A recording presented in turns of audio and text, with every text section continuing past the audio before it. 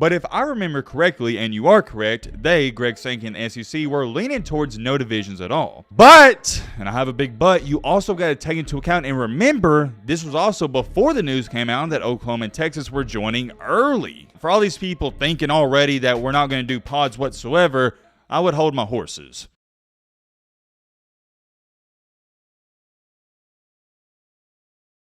When I tell you I'm so excited to get into this video, I don't think it does it any justice. I've been researching this topic the past 3 days, and matter of fact, it's actually been since the last time we talked about it, which was 3 days ago. The reason this fascinates me so much is because it seems like at this point in time, the possibilities are endless. Well, they're not technically endless, but you get what I'm trying to say. There's a lot of different outcomes that can come out of this. In the previous video, we talked about how Alabama and Auburn, they could potentially be leaving the SEC West and going to the SEC East with Texas and Oklahoma now joining. We've already talked all about it. I'll pop up the video right here. Go check it out if you haven't already. Fast forward in time to now, I saw everybody commenting this on that video and I knew it was going to happen. People saying, Matt, that's not going to happen. They've already said the SEC is going to divide up into pods. You're right. You're 100% right. But my friend, they also said Texas and Oklahoma won't be joining the SEC till 2025. You got to understand something, not just in the sport of college football, but in life, things change. And to all of my other fellow college football fans out there, things are changing fast. And to go on top of that, I think you know this by this point in time, the SEC doesn't sit around and wait for other people to do stuff. They act on things quickly. That is one thing I love about our commissioner, Greg Sankey. He's all about changing and adapting before everybody else, and you got to do it. With all that being said, in today's video, we're going to talk about the newest SEC pod system that could change everything. And you want to know the fun part about this and why I'm so excited to get into this video? We're not just going over one scenario. We got multiple different pods and scenarios we got to talk about. We're going to talk all about that in today's video. If you're new to the channel or simply just not subscribed, what are you doing? If you want to join our amazing community, consider joining. And if not, that's cool too. All right, Matt, blah, blah, shut the crap up. Now, without further ado,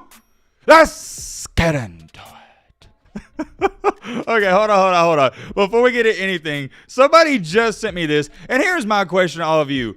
Why are we still talking about the University of Miami? Why are we talking about it? But anyways, let me show it to you. I can't even find the notification. I'm looking at this live. Somebody said, or the tweet says, how many games will Miami win in 2023? Without even looking at this, we'll look at it in just a second here, but without even looking at this, I'm going to say they're going to go 7-5 like they do every single season. And listen, I already know some of your Miami fans are going to say, well, Matt, we had a top 10 recruiting class. We got a bunch of 4 and 5 star coming in.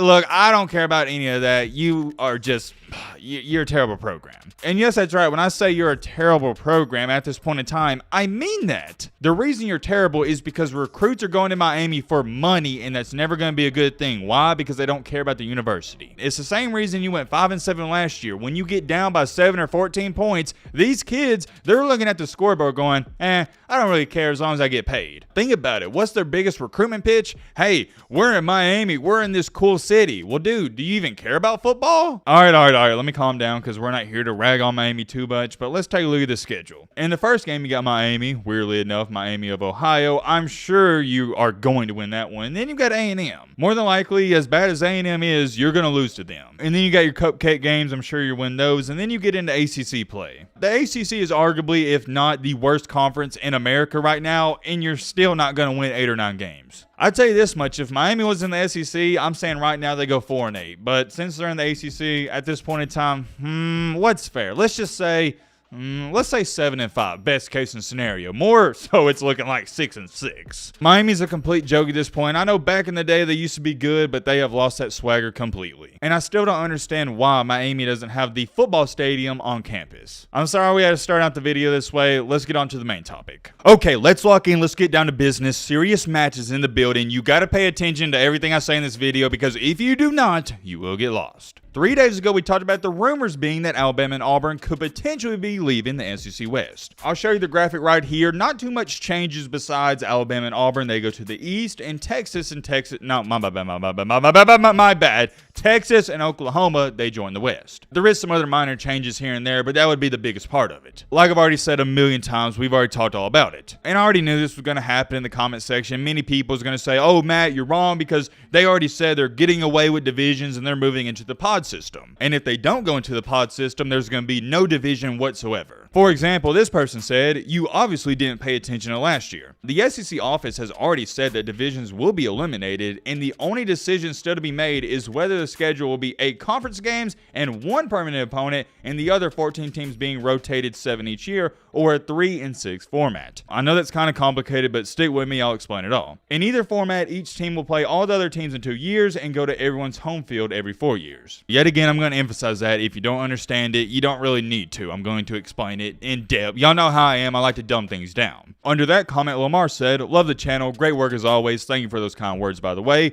But if I remember correctly, and you are correct, they, Greg Sankey and the SEC, were leaning towards no divisions at all. And the top 2 teams would play for the championship, but this was back in October and November of 2022. Things changed, LOL, roll tide roll." You're right. 100% right. Because remember, in May of 2022, Greg Sankey was like, "Hey, we're doing away with divisions. We're going to pods." But in around, what was it again? I think it was October, November, early of the football season, Greg Sankey was like, "Hey, we're not even doing the pods. We're going to no divisions." Or my bad, not just no divisions, but no divisions and no pods. It's going to be one big group. But, and I have a big but, you also got to take into account and remember, this was also before the news came out that Oklahoma and Texas were joining early. Pay attention to that. We'll talk about it in just a second. A lot of you guys in the comment section were pointing out great ideas just like that, and you are correct because I'm going to show it to you right here. November 17th, 2022, SEC Commissioner Greg Sankey proposes eliminating pods going to one single division.